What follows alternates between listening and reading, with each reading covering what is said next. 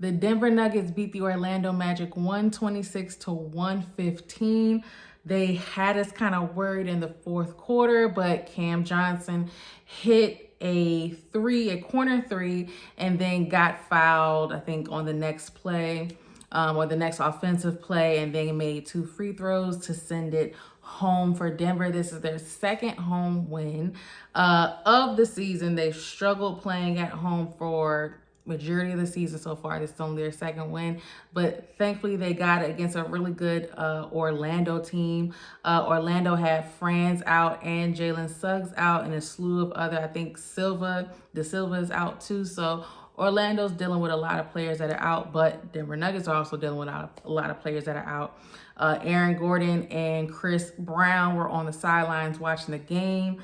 But overall, I mean, at first this started off very slow and sluggish for Denver. You can kind of see that Jamal and Yoke were going to have to take over very early. It did not stay that way. It did not stay that way in terms of they had to take over. In the second quarter, they definitely did. I would say the bench definitely came up really well for Denver tonight. Let's see how many bench points they had. 22, 24, 33. So 33 bench points, which is pretty good. Best range is like from 30 to 40 or 40 and up. So even with a depleted roster and a lot of people out, including Peyton Watson did not play in this game with I think it was a right hip contusion that he had gotten in that Rocket game. So I don't expect him to be out for a long time. Hopefully he is in the next Rocket game that I believe is Saturday, where we're going to need him. And I don't want to say it's going to be a miracle if we beat the Rockets again on Saturday, but it would be pretty dang cool. But anyway, Peyton was out as well. So a lot of players out for Denver. Bruce gets a start. Bruce did not play well in this game for me. He was the only player with a negative double-digit plus minus. He was negative 13. All the other starters were positive. The rest of the bench outside of Jalen Pickett was negative, but it was like by single digits. It was like 1, 2, and -6. So Bruce was kind of like the outlier player that did not play well. To his credit, he did get 11 points. 50% true shooting, nothing crazy, but there were definitely stints where he would come into the game and it would just get disorganized all over again. Or he would miss floaters, he would miss layups, or he would just not take them when he had the chance. He had 2 turnovers, 2 fouls. So 34 minutes, I think that's what was killing it. It was just like in 34 minutes, he had production that wasn't overall ideal. And you can just, like I said, kind of see Denver start to get slowed down or discombobulated, disorganized once Bruce came in the game. But I tell you this, Denver had a very lackluster first quarter. They lost that first quarter. They lost that first quarter 32-25 Orlando. Just like sluggish defense overall throughout the game, and I'll talk about it more in the third quarter, but like throughout the game, we didn't really have an answer for Wendell Carter Jr. We got him in foul trouble pretty early, so we didn't see much of him in the second quarter, and I feel like that was one of the things that allowed Denver to blossom in the second quarter. We won. We shot the lights out in the second quarter, 43-22. Okay, so in the first quarter, we only held them to 32. In the second quarter, we held them to 22. And they were just like missing a lot. Spencer Jones was doing really well on Paolo Banchero. However, Spencer Jones fouled out. He fouled out toward the end of the game. Zeke Naji came in for a little bit when Spence started to get in foul trouble, and I wasn't mad at Zeke Naji's minutes. I think he definitely did what he needed to do defensively. Wasn't nothing like spectacular or outrageous, but again, just getting stops, making the offense kind of, you know, second guess their moves. I wasn't mad at Zeke minutes in this game. Offensively, I think he got something. I think he made some type of 2-pointer. I forget if it was a layup or a dunk. Oh, no, never mind. No, Zeke Naji didn't get any points. I'm thinking of Julian. Julian came in the first quarter, 6 minutes. I think this is like when Spence just started to get in foul trouble. He came in for a little bit back from his back injury, so that is a plus. I think he like bricked a 3, but made it up, cutting baseline and around the basket, getting a pass, and making a very difficult contested layup. When he came in, you could definitely see like he had to get in motion. He was playing defense like, you know, he was struggling to keep his legs under him. But, you know, I mean, he played a cool 6 minutes. You know, welcome back, Julian. So yeah, first quarter, no bueno. Second quarter, oh my gosh. Jamal Murray is an all-star. That man is crazy, bro. That man is crazy. I'm watching this game and I'm just like, is this dude, like, is he on something?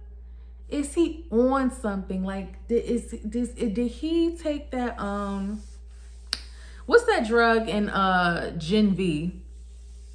Gen V on is that an HBO show? Which one is that? I forget. But that superhero show, he must have took some type of superhero drug and just went off.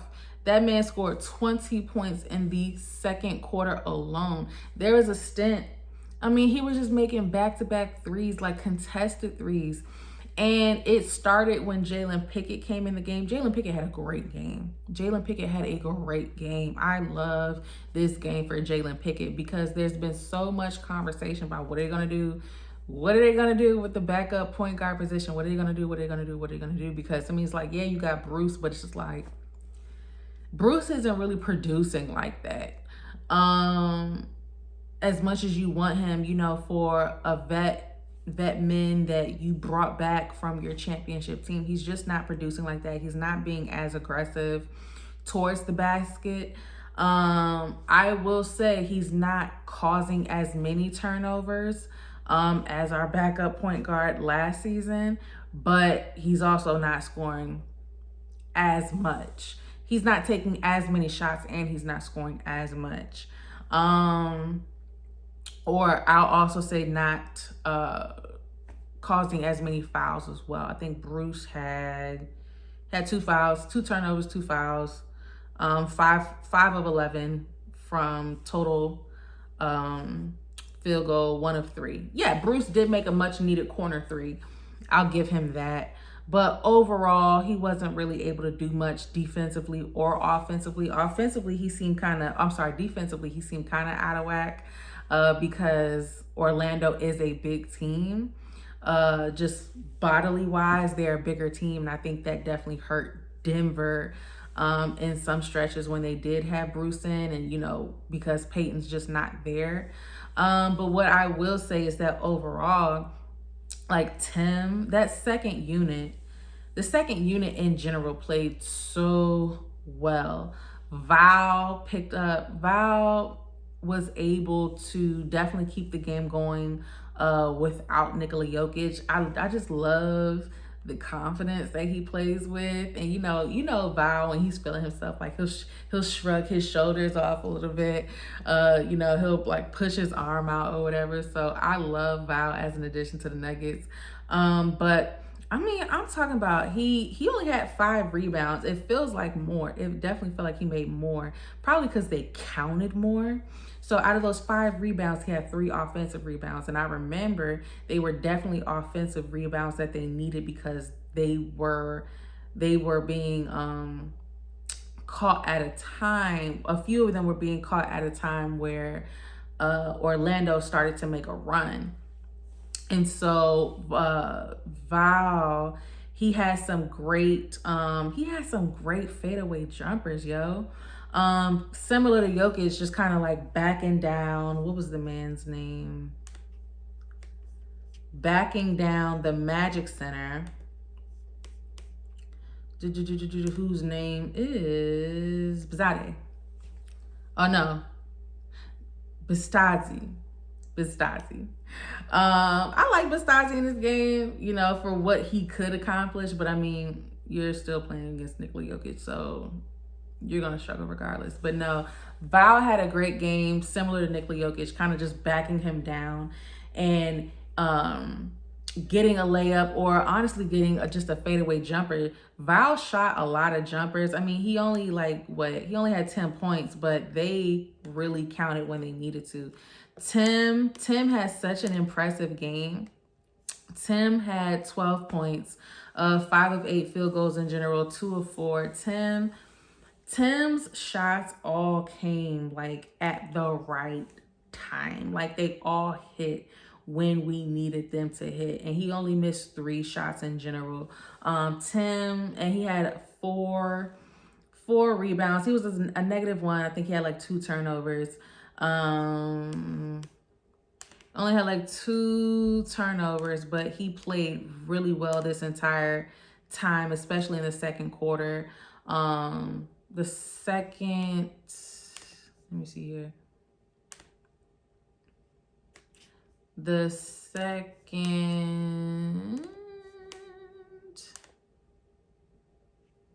okay, yeah. The second and third quarter. And, hold on, let me see. Okay. Definitely the second and third quarter. He was able to make some shots that really counted for us.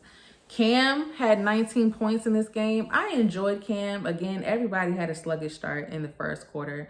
But Cam was the one. I'll give him credit. You know, his time as a Denver Nugget has been up or down. I'll give it more ups than downs when he started clicking. But he kind of made the 3 that sealed the deal when the Nuggets were like losing steam and had no answer for Wendell Carter Jr. But just in the nick of time, I think it was Yoke who was able to pass him the ball into the corner, and he made that 3 shot. And that's what you're here to do. You're here to make your threes. You're here to make your jump shots. You're here to make your layups. Like we need you to score. And he did that. Not only did he do that, in the next play, Orlando had the ball. I think Paolo missed a layup, and Yoke got the rebound. Cam shot it to Cam. Cam went driving up the court for the fast break. Didn't get the layup, but he got fouled. He actually got fouled pretty hard. Made his 2 free throws, and from that point on, both teams just dribbled out and the game was over. So Cam definitely showed up with 19 points. He was a plus 27. He was a plus 27 tonight. 11 rebounds. 6 of 9 field goals in general, and 3 of 5 from the 3-point arc. 4 for 4 free throws. So Cam, 88% true shooting. He had a great game. Spencer, oh my gosh, Spence fouled out, but he played so well. He had a nasty dunk. Only 8 points, but it's like, who cares? For the 19 minutes that he played, it feels like he definitely played more. But for the 19 minutes that he played and the 8 points that he got, one of those points, it was a nasty dunk. I forget. I think it was a steal. Somebody got a steal or a rebound. I think Yoke got the rebound, threw it to Jalen. Jalen drove up the court really fast, shot it. Spence cut to the basket. He wasn't by himself. He was with another defender, but he was the only Nugget in the post, or just really in the half court in general. Jalen sprung up the court like he was about to, you know, make some half court action go, and Spence cut to the basket. Jalen shoots him the ball, and he just has this nasty dunk that just like boosted. It was just a great moment for their momentum. Orlando, once they got the ball back, they called a timeout. And I think that was in the second quarter as well. And it was just like that second quarter was just so freaking magical.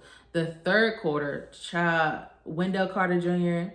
came back because he was in foul trouble in the second quarter.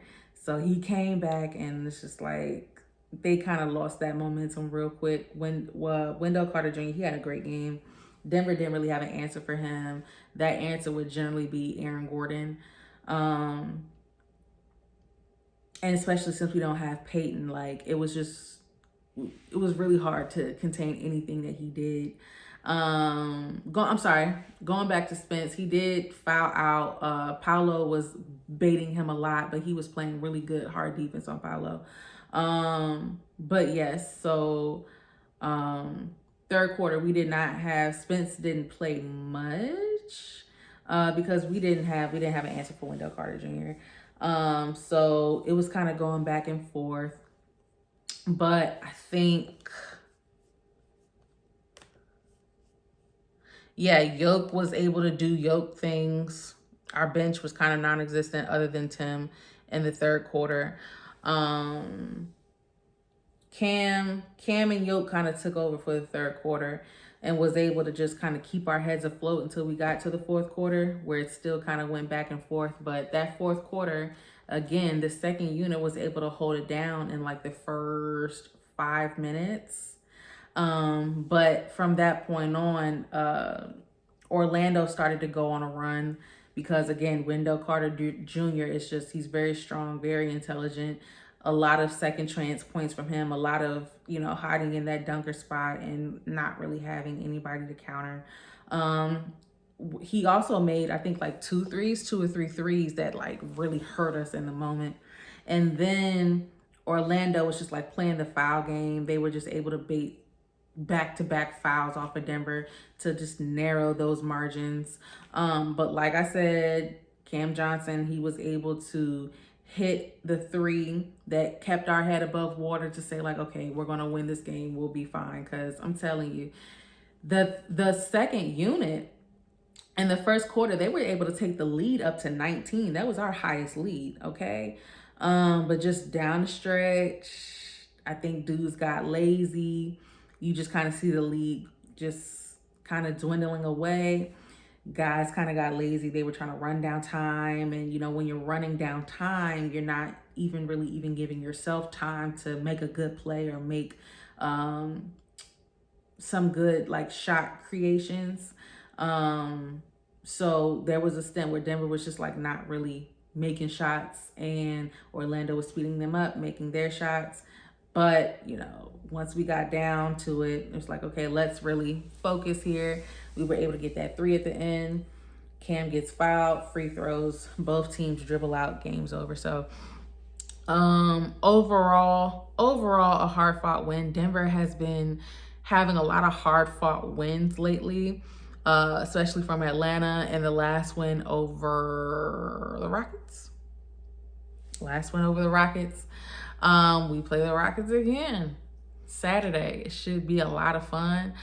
I'm hoping, of course, that we win. I don't know because the Rockets just lost to the Pelicans tonight, honey. So I feel like they're going to be out for blood. I think they're definitely wearing that chip on their shoulder of not trying to lose 3 games in a row, especially when you lose to the